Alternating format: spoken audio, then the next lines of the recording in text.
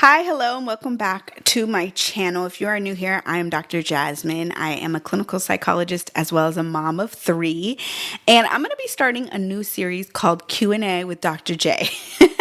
This is where I'm going to answer some questions that I have already answered inside of my private parent coaching community, but that I feel are such great questions that could apply to so many different parents in different situations that I want to make an episode. These episodes are going to be really quick though.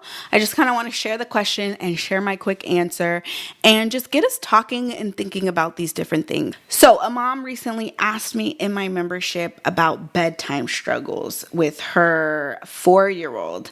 So she shared with me that lately bedtime has been a disaster.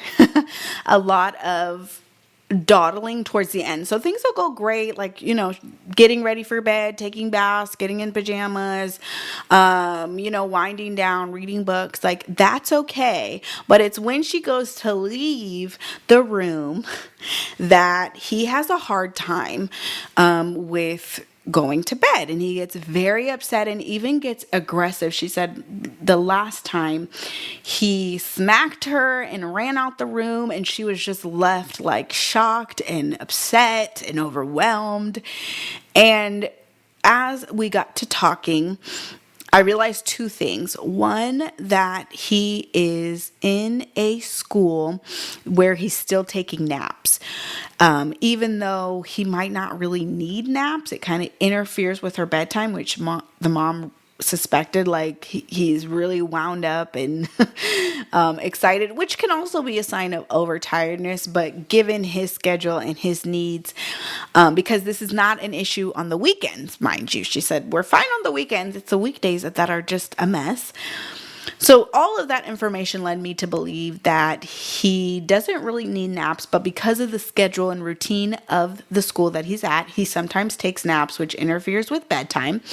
The other important information she shared with me is that he shares his room with his younger sister, who she's ready to go to bed. She is trying to go to bed. So then he ends up disrupting her. And it's just a nightmare.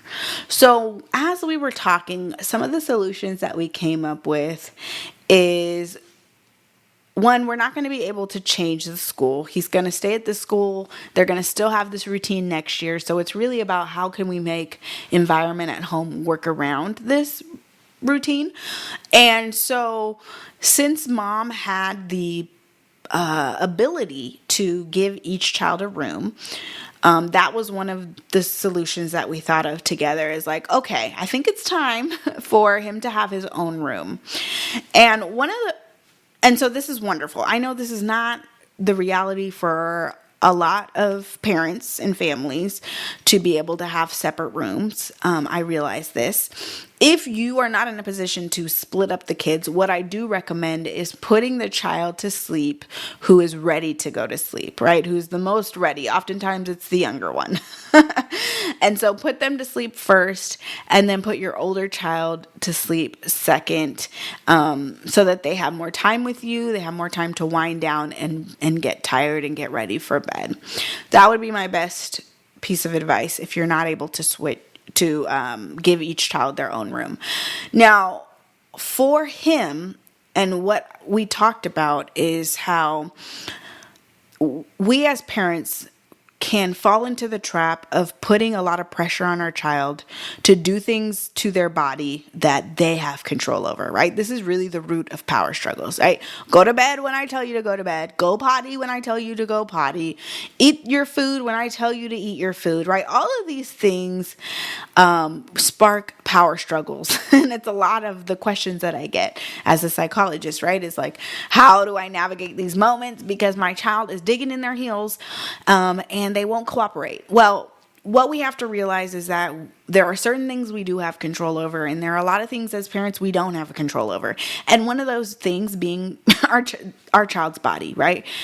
And we are going to get into unnecessary power struggles if we try to have control over those things. So the biggest mistake that parents often make when it comes to bedtime is trying to force their child to go to sleep before their body is ready to go to sleep.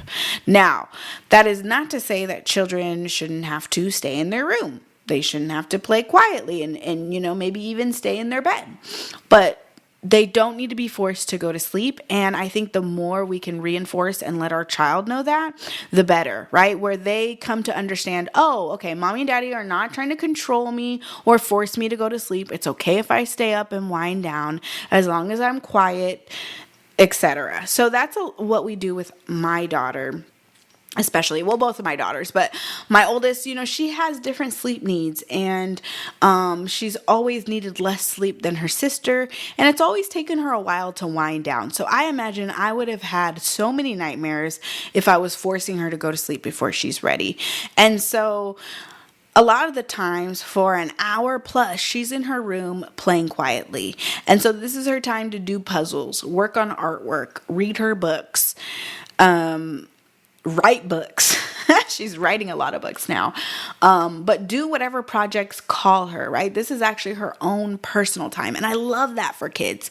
We started calling it quiet time. And I actually have an episode on my channel all about quiet time, and transitioning from nap time to quiet time. Because I think all kids, and really adults too, need time during the day to just be by themselves and work on something creatively or read or just whatever, right? Collect their thoughts, wind down, tune in, what have you. And so that was my recommendation for this mom, is to, one, set up his own room and get him some activities that he can quietly do in his room for bedtime.